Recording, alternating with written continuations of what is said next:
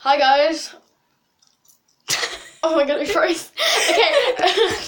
Hi guys, welcome to the channel. My name is Elsie, I forgot my name, and this is Lara. Hi. Today we are reacting to true dark web horror stories. So As you know by the title. Yeah, so let's get into it. When the Wi-Fi starts working. Let's dive in true dark web horror reacting. I was a regular on the chat rooms on the deep web back when I was a sophomore in high school. Literally every day for about 5 months straight. Before school, after basketball practice, and before bed. I was always on there. I'd chat with this one guy all the time because he seemed really cool. He'd always link me to funny videos. In about a month 3, it all changed. He would send links to weird rooms, then to dark live streams. So one day I was on a stream, and there was a lady chained to a bed and gagged. Then I clicked off of the stream, and I tried to click something else, then the mouse quit moving. Turn it down there. It started to move by itself, and clicked back on the stream with the lady chained down. When it opened back up, the lady was still there, and a man with a potato sack on his head was on the screen. Potato sack. The potato sack only had one eye cut out, and that's all. There was a table that had a hacksaw, gun, and scissors with a shaving razor. Maybe The man spoke into the camera and said, "Pick one." Everyone picked the scissors and the razor. He then shaved her head. After that, he said, "Pick another one." And everyone picked a gun. He picked it up, held it to her head, while the woman was screaming. And then I gained control of the mouse and clicked off of it. I was thinking to myself, what am I watching? Then my mouse clicked on another stream. It was the same man with a barrel with what looked like boiling water in it. I tried gaining control of the mouse, but I couldn't. Then I heard a different woman crying in the background. The camera then zoomed out, and on the screen I saw the barrel, a bat, and a flamethrower. Then the masked man asked which one. The chat was split between the boiling water and the flamethrower. The man then said, "I'll use both then." He rolled the crying woman into the side of the camera, turned the flamethrower on, and aimed it at the You barrel. could just look away. At this point, he had her chained to the wheelchair. The water in the tub was boiling out of control. She started kicking and screaming even more. The man called another guy in the room. They unchained her, picked her up, and threw her toward the barrel. The screen then went black, but I could clearly hear the woman screaming and splashing. For about 2 minutes, that's all I heard. Then it stopped. The screen then came back and it was focused on the barrel. The 2 men just stood there, staring at the camera, breathing heavily. And that woman, I don't know how to explain it, but it was a terrible sight. Then the stream ended. I closed out of everything, and I sat there in silence for a while. Honestly, that wasn't my last time on the dark web because Also wasn't funny. I honestly enjoyed it. There are a lot of people out there like me, more than you think.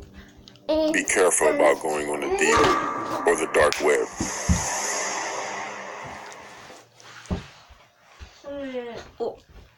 Well, that was fun. Oh no, Wrong video. wrong video. Okay, Should we watch another one? yeah, That video was only like 3 minutes.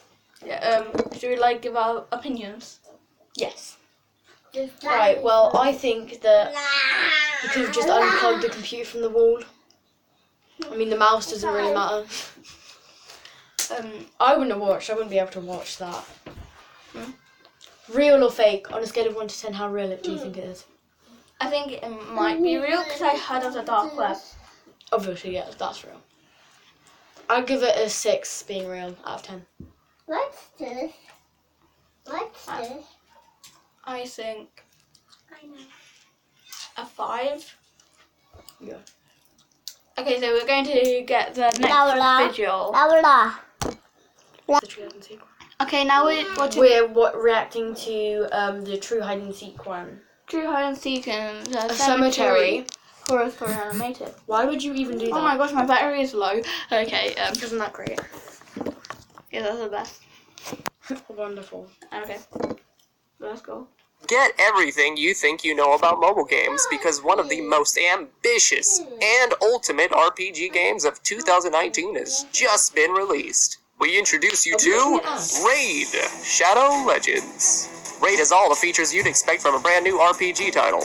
Amazing storyline, awesome 3D graphics, magnificent backgrounds, giant boss fights, PvP battles, and hundreds of champions to collect and customize, and so on. Want to know what the best part is? Check it out. You can play the game totally free. Almost over 10 million players worldwide have already downloaded the game in just 3 months. Check out the details on those champions. My favorite champion's Elhain. She has some wonderful skills in this game, and furthermore, there's such a variety of different types of characters that you can choose and play. I think this game is tremendous with features such as these, but you don't actually have to take my word for it. With more than 200,000 reviews, Raid has an almost perfect score on the... And he wanted to make sure we Okay, didn't get lost. finally! That was kind of a waste of time, just saying. Case Yes, the blood. Yes, the blood. The game is growing super fast. You can check the highly anticipated updates constantly. Get a new daily login reward for your first 90 days in-game.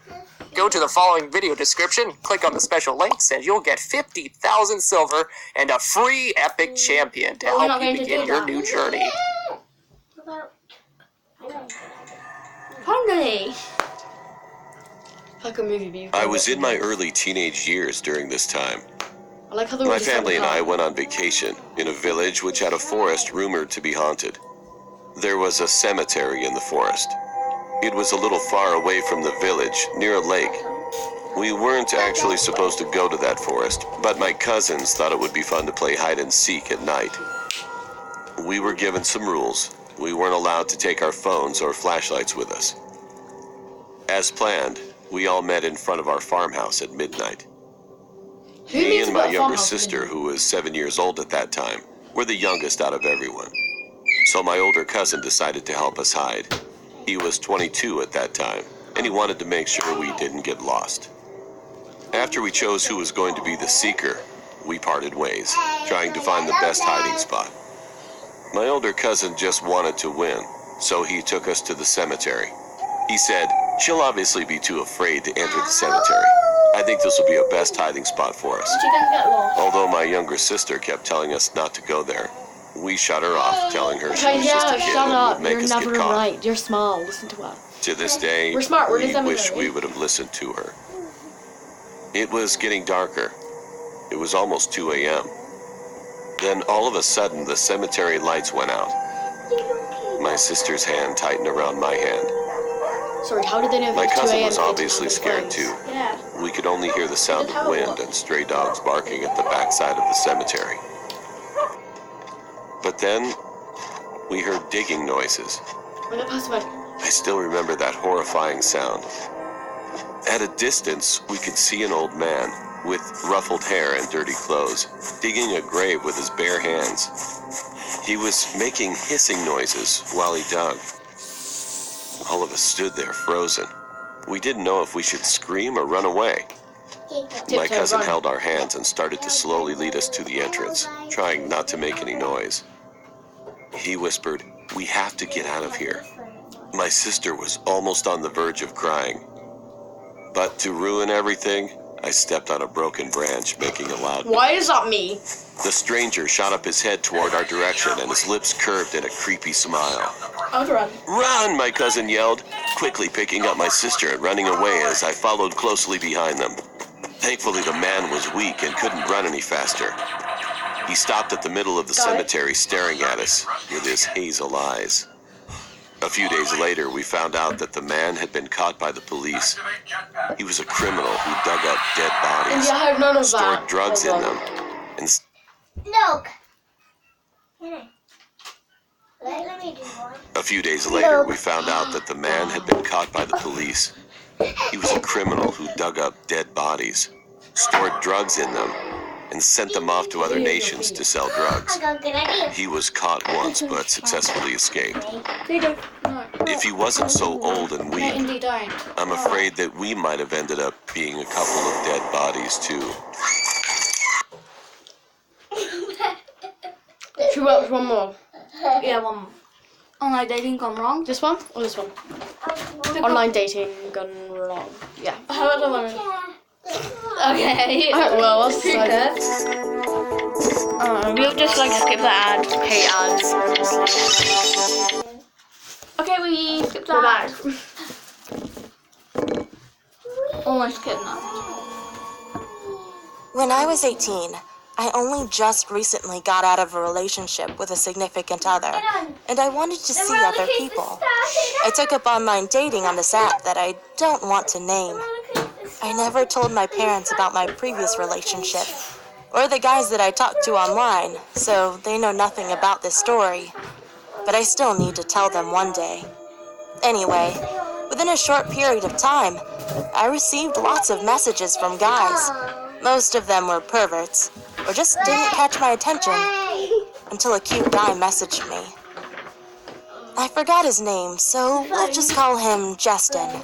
Who forgets my name? Justin was around 23 years old at the time.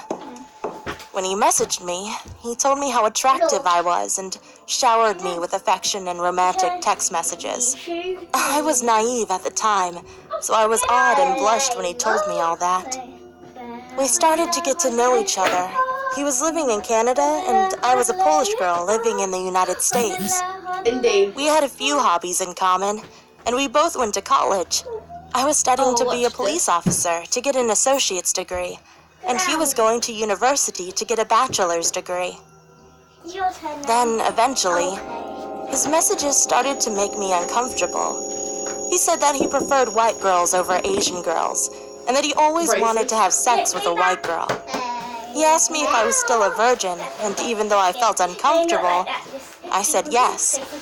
He started talking to me sexually, and I didn't like it, but I complied.